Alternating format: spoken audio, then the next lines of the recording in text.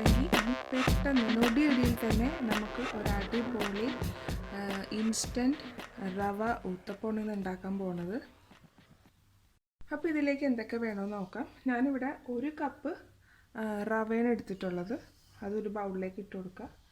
പിന്നെ 1 cup curd എടുത്തിട്ടുണ്ട്. അത് നമുക്ക് ഇതിലേക്ക് ചേർത്ത് കൊടുക്കാം.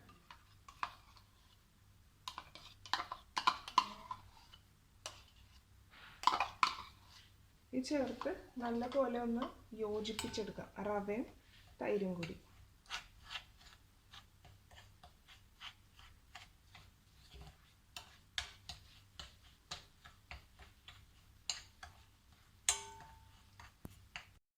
ഞാനിത് യോജിപ്പിച്ച് വെച്ചിട്ടുണ്ട്. ഇനി നമുക്കിതിലേക്ക് കുറച്ച് വെള്ളം ചേർത്ത് കൊടുക്കാം.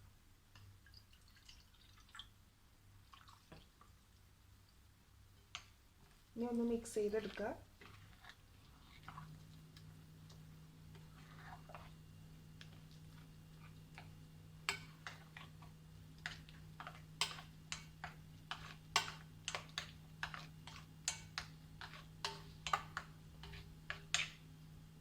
ഒരല്പം കൂടി വെള്ളം ചേർക്കുക.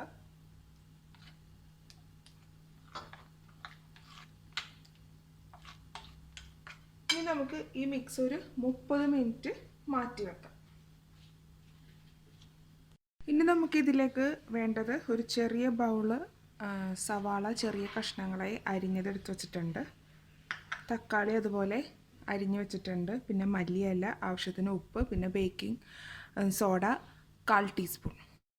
ഇപ്പോൾ ഒരു 30 മിനിറ്റ് ആയിട്ടുണ്ട്. ഇനി നമുക്കൊന്ന് മിക്സ് ചെയ്ത് നോക്കാം. ഇപ്പോൾ കണ്ടോ, എല്ലാ വെള്ളവും വലിഞ്ഞിട്ടുണ്ട്. ഇനി ഇതിലേക്ക് ആവശ്യത്തിന് വെള്ളം നമുക്ക് ചേർത്ത് കൊടുത്ത് ദോശ മാവിൻ്റെ പരുവത്തിൽ ആക്കിയെടുക്കാം.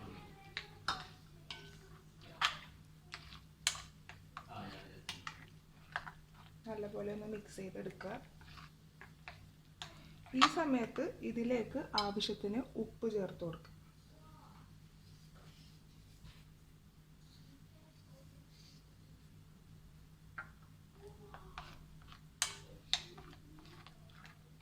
മിക്സ് ചെയ്യുക.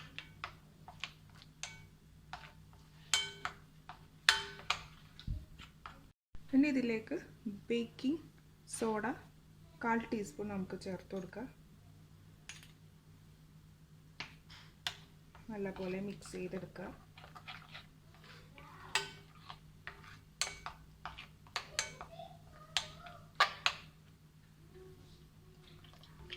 കുറേശ്ശെ വെള്ളം ചേർത്ത് മിക്സ് ചെയ്ത് ദോശമാവിൻ്റെ ആ ഒരു പരുവത്തിലാക്കിയെടുത്താൽ മതി.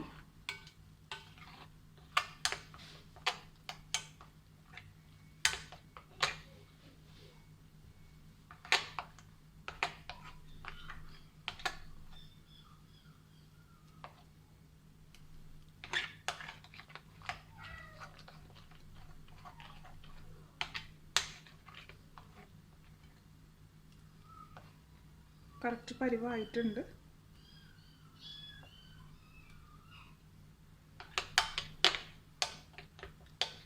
നമുക്ക് ദോശ ചൂടാം.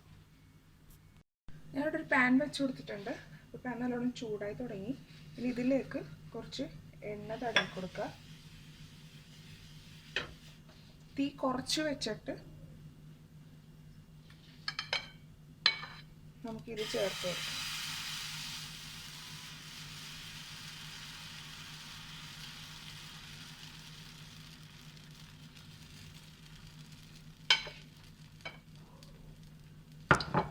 ഇനി ഇതിലേക്ക് കുറച്ചായിട്ട് സവാള ചെറിയ കഷ്ണങ്ങളായി അരിഞ്ഞത്, കുറച്ച് മല്ലിയില,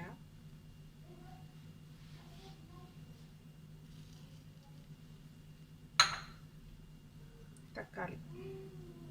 ഇത് വേണമെങ്കിൽ ചേർത്താൽ മതി. ഇതില്ലാതെ ആണെങ്കിലും ഇത് കഴിക്കാൻ നല്ല ടേസ്റ്റാണ്. ചട്നിയുടെ കൂടെ ആണെങ്കിലും ചമ്മന്തിയുടെ കൂടെയൊക്കെ ആണെങ്കിലും നല്ല ടേസ്റ്റിയായ ഒരു ദോശയാണ്.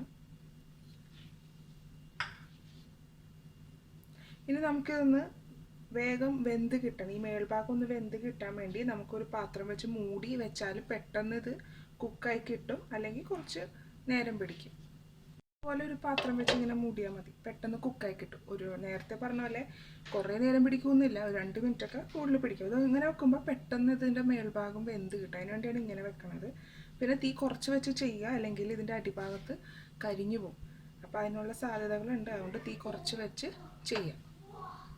ഇപ്പം മുകൾ ഭാഗം വെന്തിട്ടുണ്ട്. ഇനി നമുക്കിതൊന്ന് മറിച്ചിടാം.